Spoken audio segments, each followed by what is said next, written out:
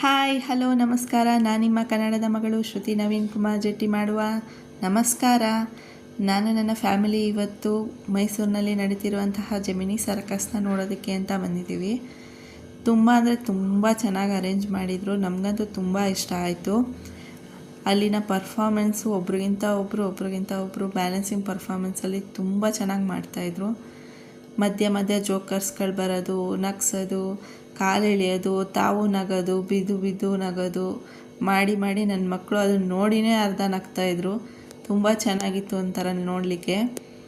ಮೊದಲೆಲ್ಲ ನಾವು ಚಿಕ್ಕವರಿದ್ದಾಗ ಸರ್ಕಸ್ ಅಂದರೆ ಅಲ್ಲಿ ಪ್ರಾಣಿಗಳು ಬರುತ್ತೆ ಅಂತ ಹೇಳಿ ನಾವು ತುಂಬ ಖುಷಿಯಿಂದ ಹೋಗ್ತಾಯಿದ್ವಿ, ನೋಡ್ತಾಯಿದ್ವಿ. ಪ್ರಾಣಿಗಳೆಲ್ಲ ಸರ್ಕಸ್ ಎಲ್ಲ ಹಿಂಗೆ ಮಾಡ್ತಾಯಿದ್ವು ಅಂತ ನೋಡ್ತಾಯಿದ್ವಿ.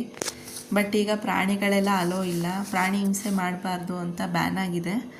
ಅದರಿಂದ ಜಸ್ಟ್ ಇವ್ರ ಪರ್ಫಾಮೆನ್ಸ್ ಮಾತ್ರ ಸರ್ಕಸಲ್ಲಿರುತ್ತೆ.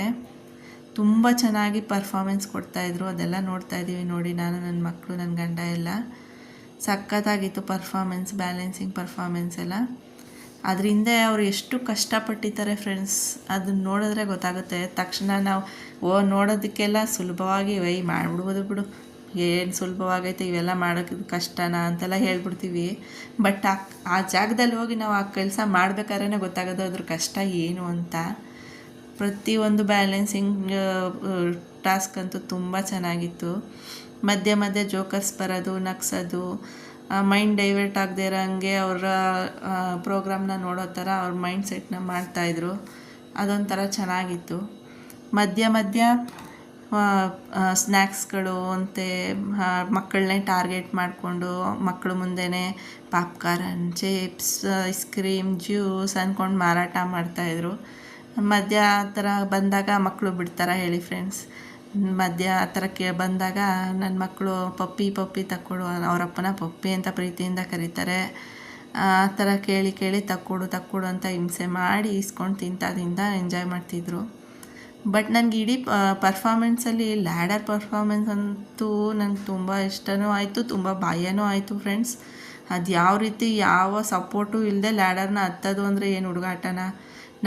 ನಾವು ಎಣೆ ಎತ್ತಬೇಕಾದ್ರೆ ಯಾರು ಇಟ್ಕೊಳ್ಳಿಲ್ಲ ಅಂದರೆ ಬಾಯ್ ಬಡ್ಕೋತೀವಿ. ಬಟ್ ಇಲ್ಲಿ ಆ ಹುಡುಗಿ ಯಾವ ಸಪೋರ್ಟು ಇಲ್ಲದೆ ಲ್ಯಾಡರ್ನ ಹತ್ತುತ್ತಾರೆ ನೋಡಿದ್ರೆ ಮೈಯೆಲ್ಲ ಜುಮ್ ಅಂತ ಇದೆ. ಎಲ್ಲರೂ ಸಪೋರ್ಟ್ ಮಾಡ್ತಾಯಿದ್ದಾರೆ, ಕ್ಲಾಪ್ಸ್ ಹಾಕಿ ಪಾಪ. ಅಯ್ಯೋ, ನಮಗೆ ಏನಾಗುತ್ತೆ ಅನ್ನೋದೇ ಭಯ ಆಗ್ತಿರುತ್ತೆ ಅದನ್ನು ನೋಡ್ತಾಯಿದ್ರೆ. ನನಗೆ ಈ ಶೋನಲ್ಲಿ ಇದೊಂದು ತುಂಬ ಇಷ್ಟವಾದಂಥ ಪರ್ಫಾಮೆನ್ಸು. ತುಂಬ ಚೆನ್ನಾಗಿತ್ತು, ಸಖತ್ತಾಗಿ ಮಾಡಿದ್ರು ಮಾತ್ರ.